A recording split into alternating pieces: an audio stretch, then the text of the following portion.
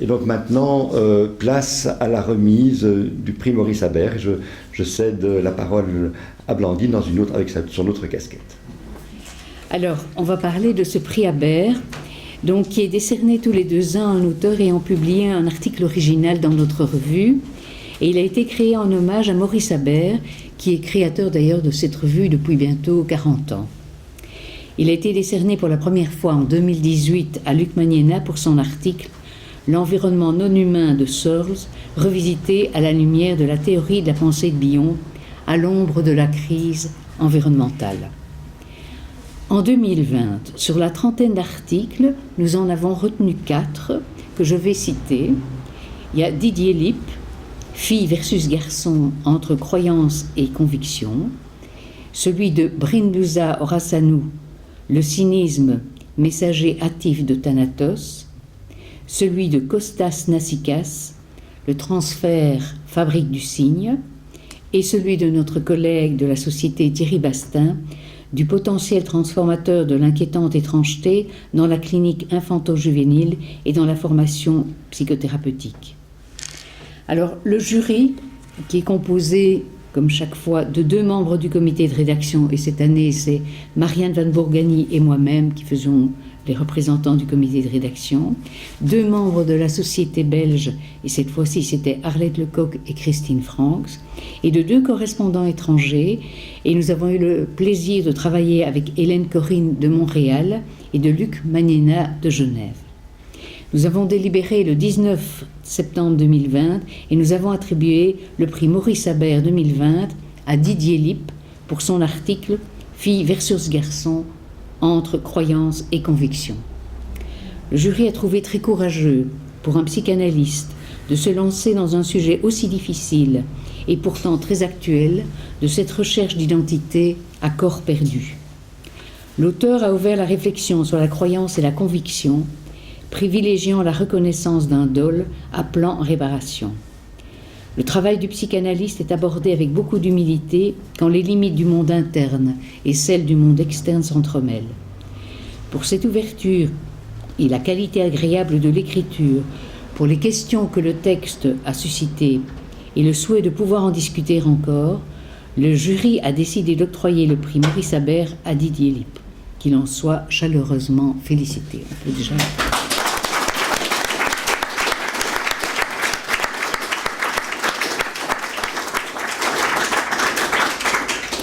Malheureusement, vu les conditions sanitaires, on n'a pas pu l'accueillir aujourd'hui et il a eu la gentillesse de nous envoyer une lettre de remerciement que je vais vous lire.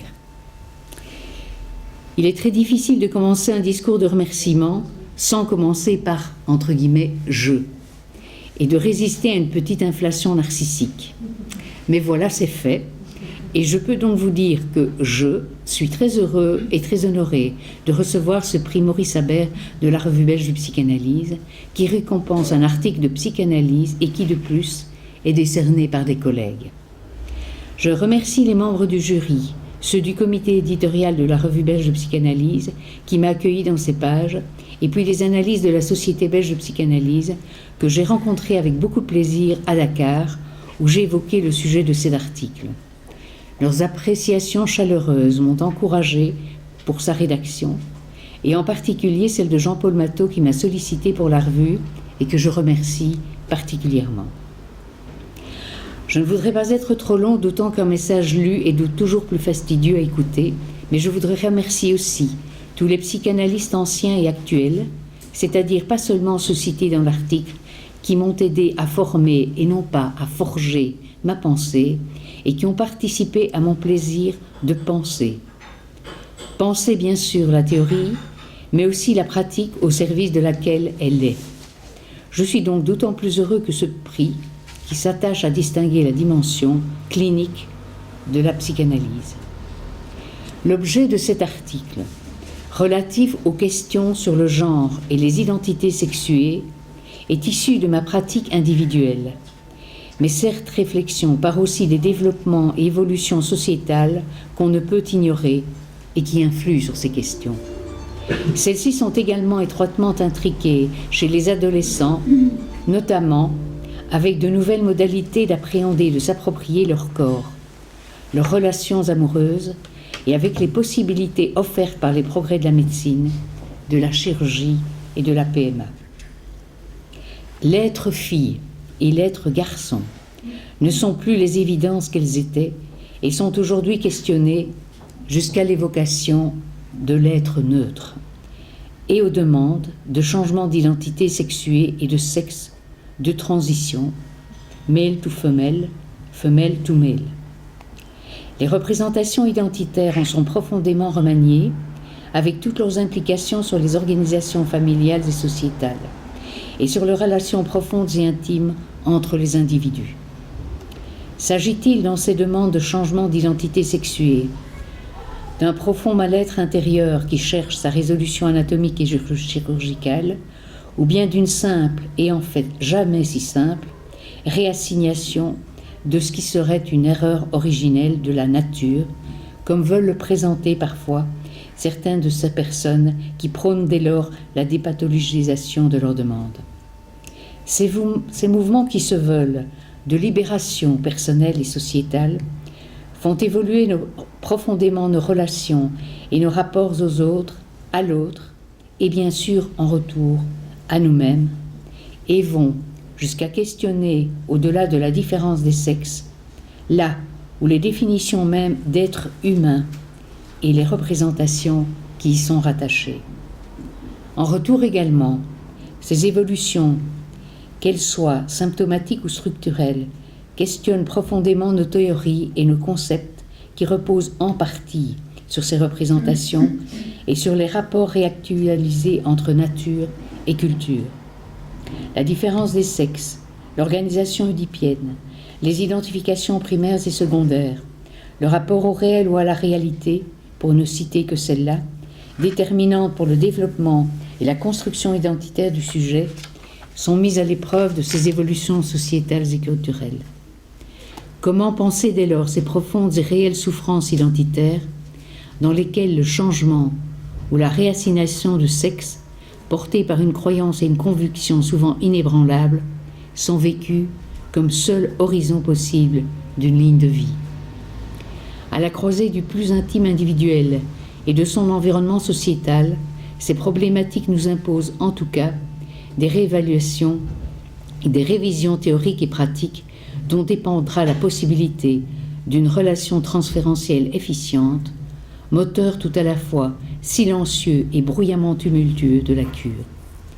C'est aussi à ces conditions que la psychanalyse, qui reste malgré tout celle de l'élaboration freudienne, peut rester vivante et actuelle.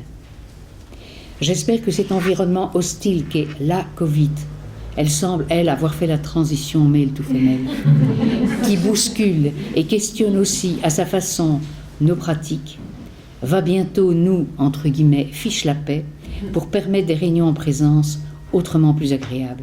Avec toutes mes amitiés, Didier Lippe. Je crois qu'on peut l'applaudir.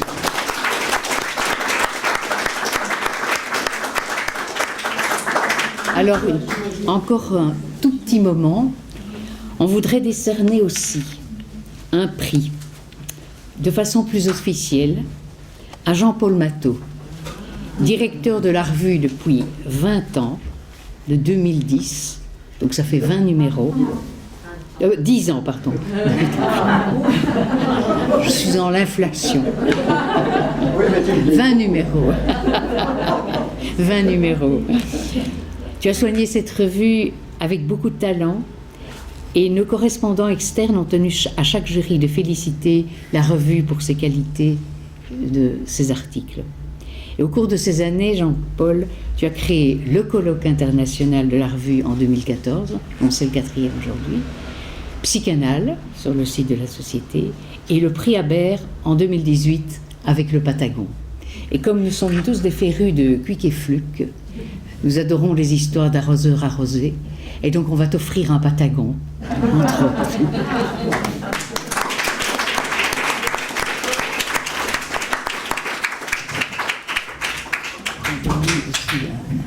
Donne à Marianne. Donne-lui, dis-le, prends le micro, Marianne. Oui. Voilà. Oui.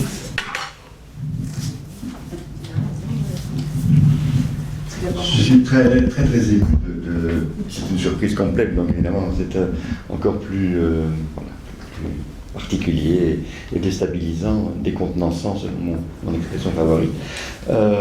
Et je suis très ému de recevoir ce Patagon. Donc effectivement, je crois que l'histoire du Patagon, peut-être à dire en deux mots, c'est que Maurice Habert, donc, ça a été dit, le fondateur de cette revue, et puis Jean-Pierre, avec Blandine, a eu l'idée très formidable, je trouve, d'interviewer les anciens et actuels.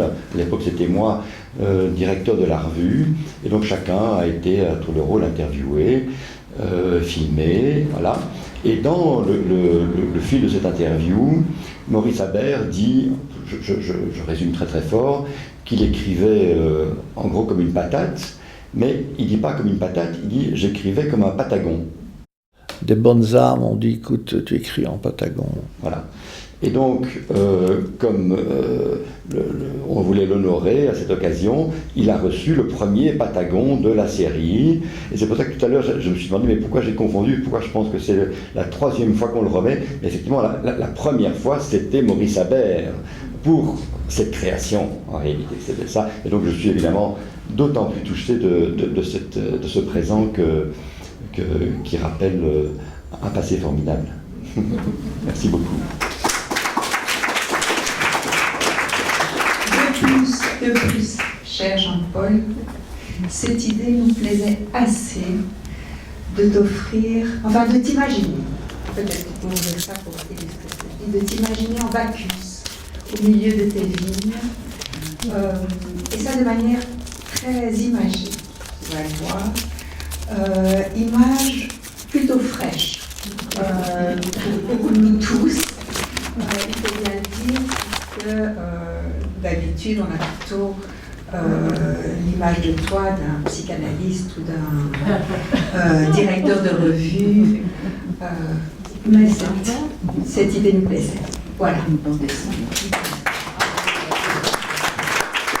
Alors, c'est vraiment formidable, je suis doublement touché, parce que je dois vous faire alors un aveu, c'est que l'âge venant et mes activités cliniques commençant à un tout petit peu s'alléger, et l'écriture arrivant tout doucement aussi, enfin l'écriture de la psychanalyse arrivant tout doucement à un certain accomplissement, et donc peut-être pas très loin d'un terme, je me suis demandé, mais qu'est-ce que je vais bien pouvoir faire ?